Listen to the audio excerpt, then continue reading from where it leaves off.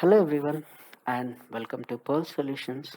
Today we're going to learn about Gantt chart. We're going to look at a few things on Gantt chart like what is the history of a Gantt chart, who has invented it and where do we use and those items, and along with that we also see what are the components of Gantt chart, how do we build a Gantt chart, how we can make benefit out of a Gantt chart. We'll look at. Then we're going to see the advantages and the disadvantages of the Gantt chart and the tools to create the Gantt chart. We'll start with the history. So, Gantt chart is invented by a person called Henry Gantt, who is an American mechanical engineering and management consultant.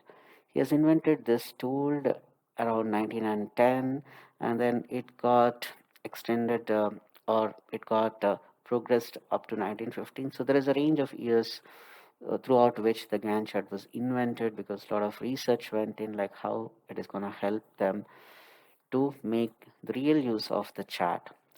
So ideally, Gantt chart is a horizontal bar chart which is going to help the project managers or the relevant stakeholders to manage a project in planning, coordinating, and tracking the task. So, as I said, that this was invented by Henry Gantt. So, after Henry Gantt, this chart has been named as a Gantt chart. So once again, looking at the definition of a Gantt chart is a project management visual tool used for planning and tracking the project progress and showing which activities are planned over a period of time along with the resources involved in each of those tasks. So one main thing about the Gantt chart, it's been more than 100 years this tool has been invented, but in the ever evolving IT world, I think there are very few tools which have been remain important till now, and one among them is a Gantt chart, because it really helps in visualizing the timelines and tracking your progress. The way it is helping the stakeholders in real time is carries an immense importance throughout the project. So this tool helps in managing the complex projects, big projects, and as well as simple and small projects as well. So let's look at the components of a Gantt chart. As we can see in a screenshot that is presented over here, so we have a few columns as unique ID, then the task name, predecessors, and the duration, followed by the schedule. That's like in a calendar where we can see the horizontal bar charts. Now, the unique ID is one of the unique number that we give to a task. So when we say a task is nothing but a work item that we have to do on a project so that we can achieve certain deliverables.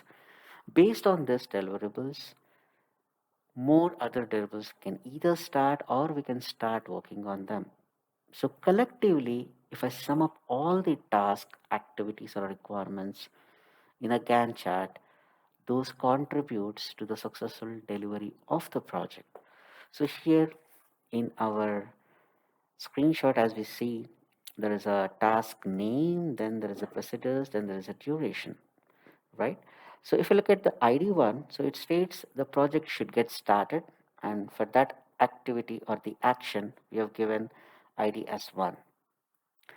For task A and B, we can see the predecessor is 1 and 1. That means project has to start so that the task A and B can start parallelly together. Whereas task A takes 4 days of time, whereas task B takes 5.33 days of time. And the same representation has been done on the calendar, and you can see for 4 days this task starts from Monday to Thursday, whereas task B, it starts from Monday to Friday, that takes 5 days, whereas considering Saturday and Sunday as an holiday or an off, we take 6.33 days from Monday, and that's the reason this has been extended. So for the companies who work for Saturdays and Sundays, don't worry, you can minimize this up to 5.33. Maybe if companies are working on Saturday and Sundays, then you can fix this up to Saturday as 5.33. So it depends. It depends on company to company. It depends on project to project.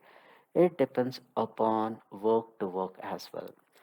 Similarly, task C and D, if you can see, so C and D can start only when task A has been completed. And that is the reason if you see here, once task A gets completed on Thursday, whereas from Friday, task C and D can start together and parallelly. But again, it's the same. Task C takes 5.17 days to get completed, whereas task D takes 6.33 days to get completed. And that's so on. We can start building this chart for external activities on a project. So hope you understand. And again, task is a work item, something that we have to do on a project. We can also call them as an activity or requirements or any comfortable name that we do on a project. Moving on to the advantages. Now, as we have seen, the visualization was very perfect. With one shot, we'll get to know that what are the tasks involved and what are the procedures, what is the duration of each task, and we can see the schedule as well. One more important thing is we can also add one more column and we can point out who are the resources involved in each of the tasks. Like a task A talks about the resources 1 to 3, task B talks about the resource involved from 2, 3, 4. So like that we'll get to know which resource is busy and which resource has the bandwidth so that we can involve them in any other task apart from the main activities. So looking at the advantage, there are a lot of advantages as you can see, and I believe that we already discussed most of them. So we can see that it is used to represent the project schedules, activities, tasks, or the requirements. Easy to represent the task, milestone, and project activities. It helps to view the plans by day, week, month, or quarter or year. So we can easily track the resources and our time on a project. We can group all the subtasks under the main task. We can see who are the team members involved, what they are doing. We can track their bandwidth. We can utilize them. Okay, we can also see the status of project so that we can utilize this, and then it's easy for us to reporting on a project. We can also look at a group of Gantt charts for multiple projects and we can easily track. It helps managing the project easily. We can also see the how much percentage of a task is completed or overall how much of project is also completed. So this helps us in easily coordinating with multiple stakeholders, with the management, with the team members, with the external stakeholders as well. Coming to the disadvantages, though we have seen this, there are few disadvantages that we can talk about, and that is, say, for huge projects or for a complex projects where there are n number of requirements that are scattered across the years, like a 5 years project, 10 years project, right? So in those cases, if we are doing this, then it will be difficult for us to scroll to the right and see what is there and who's. We need to scroll either horizontally or vertically to see all the activities and how they are scheduled. And if you're doing, we cannot guarantee because as and when the time passes, as and when we are completing the task, so there can be a change in the planning and so on. The Gantt chart also should be changed.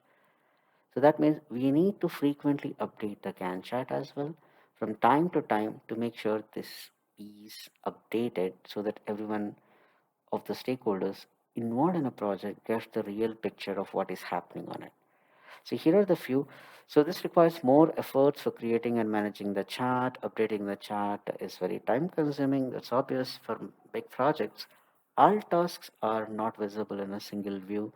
Need to scroll to view all actions either horizontally or vertically. Stacks represent only the time and not the hours of the work. So not an easy to realign the task on a section to another and not easy to calculate the aggregates, and that's obvious. So here are the tools to create a Gantt chart. So there are plenty of tools available in the market and few of them are like a ClickUp, ProofHub, Smartsheet. Jira, Microsoft Project Plan, Excel is also there, Project Checklist, PowerPoint. In all these tools, we can create a Gantt chart as we have represented over here. But trust me, so these tools provide more better visualization than what we have represented over here. Okay, few tools are free and few are paid, but it depends on project to project and organization to organization how we can utilize the Gantt charts. So if you like our video on Gantt chart, please do subscribe our channel, and we plan to get more videos on more tools related to project management, business analysis, testing, and so on. Anyone interested to train with us in the fields of business analysis, Scrum Master, Product Owner, testing, SQL, Tableau, so please do contact us or request a demo. So we hear our contact details. Thank you so much. See you soon. Bye.